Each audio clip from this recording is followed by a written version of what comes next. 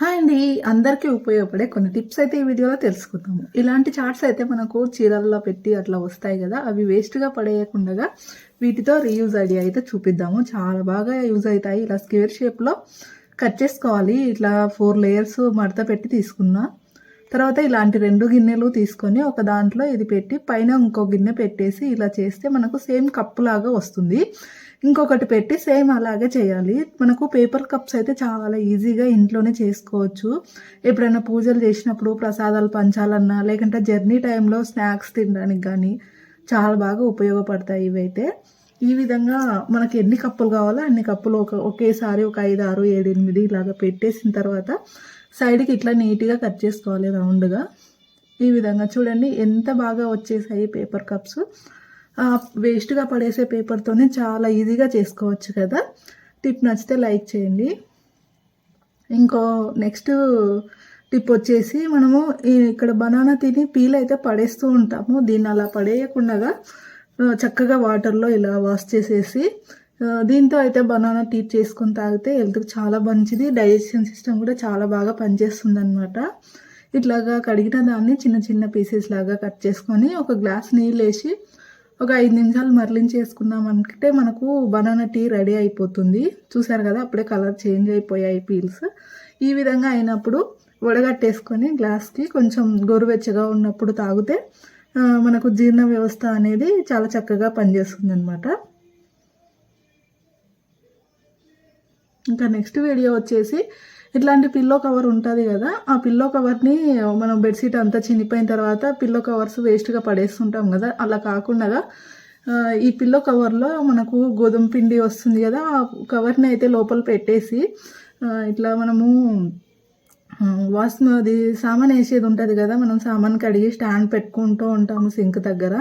అవైతే నీళ్లు కారి అట్లాగా గ్యాస్ కట్ట అంతా వాటర్ ఉంటుంది. అలా కాకుండా దాని కింద ఇది వేసి పెట్టామంటే లోపల మనం కవర్ వేసాం కాబట్టి అక్కడే ఉండిపోతాయి అన్నమాట వాటర్. చాలా చక్కగా ఉంటుంది. ఇంకా నెక్స్ట్ టిప్ వచ్చేసి మనము శారీ స్టెప్స్ అయితే చిన్న చిన్నగా 9 ఫోల్డ్స్ రావాలనుకుంటే ఈ విధంగా అయితే ట్రై చేయండి, చక్కగా వస్తుంది. ఫస్ట్ అయితే ఇలా శారీని రివర్స్లో పెట్టేసి ఈ విధంగా మనకి ఎంత పైన కావాలంటే దాన్ని అలా ఫోల్డ్ చేసి అక్కడ మడత పడుతుంది కదా, ఆ మడత వరకు మిగిలిన క్లాత్ని ఫోల్డ్ చేసి మళ్ళీ డబల్ ఫోల్డ్ చేసి ఐరన్ చేసుకోవాలి. ఇంకోసారి చేసుకోవాలి.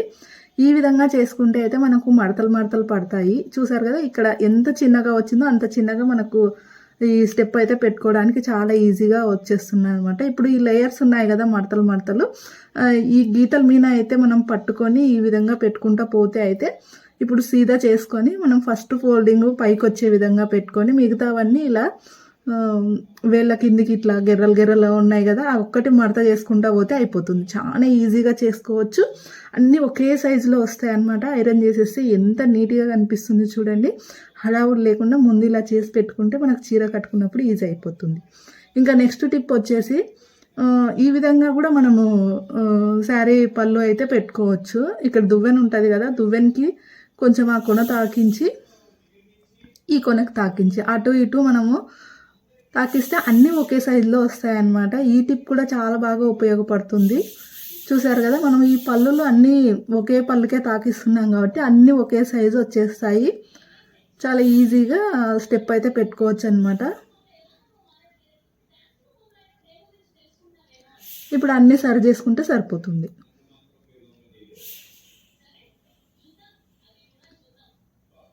ఈ విధంగా సరి చేసి ఒక పిన్ను పెట్టేసి పెట్టుకున్నామంటే చాలా నీట్గా వచ్చేస్తుంది అనమాట.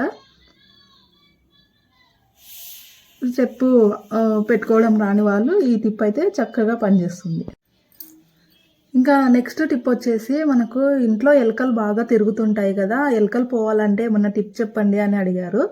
ఈ టిప్ అయితే చాలా బాగా పనిచేస్తుంది. కొంచెం అంత గోధుమ పిండి తీసుకొని అందులోకి మనకు ఎక్స్పైరీ అయిన ట్యాబ్లెట్లు ఉంటాయి కదా ఇంట్లో, డోలో 650 కానీ పారాసిటమాల్ కానీ, అవి అయితే ఒక ట్యాబ్లెట్ తీసుకొని వేసుకోవాలి, దంచుకోవాలి ఇలా. తర్వాత మన ఇంట్లో అగ్గిపుల్లలు ఉంటాయి కదా, వాటికి ముందు మైనం ఉంటుంది కదా, అది కూడా కొంచెం దంచి ఈ గోధుమ పిండిలో వేసుకోవాలి.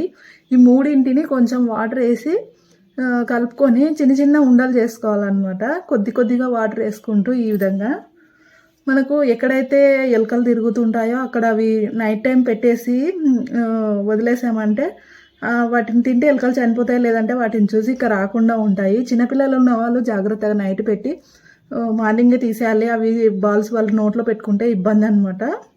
ఇదైతే ఎలుకలకి చాలా చక్కగా పనిచేస్తుంది. టిప్పు ట్రై చేయండి. ఇంకా నెక్స్ట్ టిప్ వచ్చి, మనము ఎక్కడన్నా వెళ్ళినప్పుడు ఇట్లా ఫోన్ హ్యాండ్ బ్యాగ్లో అట్లా ఉట్టిగా వేసుకుపోతుంటాం కదా, అలా కాకుండా ఈ విధంగా ఫోల్డ్ చేసి మిగిలిన దాన్ని ముందు పెట్టిన మడతలో పెట్టి వెనక్కి లాగేస్తే చాలా నీట్గా ఉంటుంది. బ్యాగ్లో అలా చిక్కుపడకుండా ఉంటుందన్నమాట. ఇంకా నెక్స్ట్ వచ్చేసి, మనము బ్యాంగిల్స్ వేసుకుంటూ ఉంటాం కదా, కొన్నిసార్లు టైట్ అయ్యి అవి పట్టకుండా ఉంటాయి. ఒకసారి వేసుకున్నప్పుడు తీయనిక రావు. అలాంటప్పుడు ఇది ట్రై చేయండి. చాలా ఈజీగా వేసుకోవచ్చు, తీసుకునేటప్పుడు కూడా చాలా ఈజీగా తీసుకోవచ్చు. ఒక చిన్న టిప్ అండి. కవర్ ఇట్లా చేతికి ఎక్కించుకుంటే ఈజీగా పోతాయి అన్నమాట. అలాగే తీసేటప్పుడు కూడా ఇట్లా గాజు కిందికి కవర్ ఎక్కించి ఈ విధంగా తీస్తే వచ్చేస్తుంది. చూడండి, టిప్ చాలా బాగుంది కదా.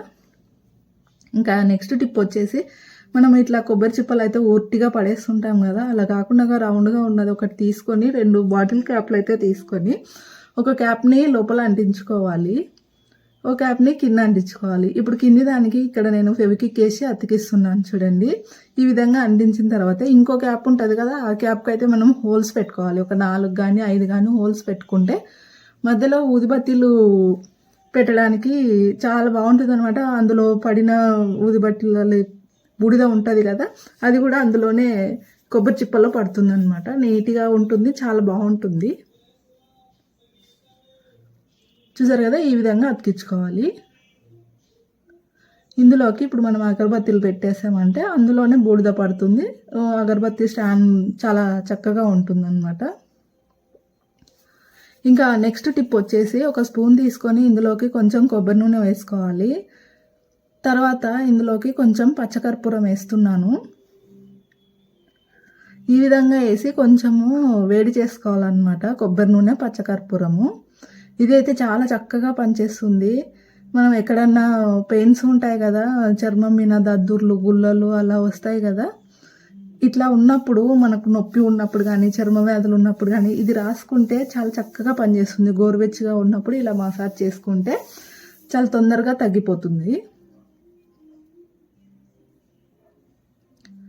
ఇంకా నెక్స్ట్ టిప్ వచ్చేసి, ఇక్కడ మనకు బాదం ఉంటుంది కదా, ఒక బాదంని తీసుకొని క్యాండిల్కి పొడవాటి సూదికి గుచ్చేసి దీన్ని బాగా కాల్చుకోవాలి. కొంచెం అంత కాలిన తర్వాత అదే మొత్తం బూడిదయ్యేంత వరకు కాలుతుందనమాట. ఇంకా పక్కకు పెట్టేసినా అది ఆరిపోదు. చూసారు కదా, ఈ విధంగా కొంచెం చల్లారిన తర్వాత దాన్ని ఇట్లా స్పూన్తోన మెత్తగా ఒత్తుకుంటే మొత్తం బూడిదలాగా అవుతుంది. న్యాచురల్గా ఉంటుందన్నమాట. ఇదైతే దీంట్లో కొంచెం కొబ్బరి నూనె వేసి మనము ఐబ్రోస్కి కాటుకలాగా వాడుకోవచ్చు. చాలా మంచిగా పనిచేస్తుంది. ఎక్కువ ఖర్చు లేకుండా న్యాచురల్గా ఇంట్లోనే తయారు చేసుకోవచ్చు అనమాట. టిప్స్ అన్నీ ఎలా ఉన్నాయి? టిప్స్ని అయితే లైక్ చేయండి. ఇలాంటి టిప్స్ కోసం మన ఛానల్ని అయితే సబ్స్క్రైబ్ చేసుకోండి. Thanks for watching.